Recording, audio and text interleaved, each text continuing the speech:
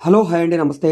ఈరోజు మనకి ఆంధ్రప్రదేశ్ రాజధాని విజయవాడ బందర్ రోడ్డుకి చాలా దగ్గరగా పెనమలూరు ప్రైమ్ లొకేషన్లో బందర్ రోడ్ నుంచి సుమారుగా కిలోమీటర్ దూరంలో ఉంటుందండి.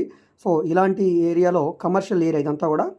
సో ఈ ఏరియా నుంచి కేవలం 50 మీటర్ల దూరంలో 168 గజాల G+1 హౌస్ సేల్కి వచ్చిందండి, కార్ పార్కింగ్ తోటి.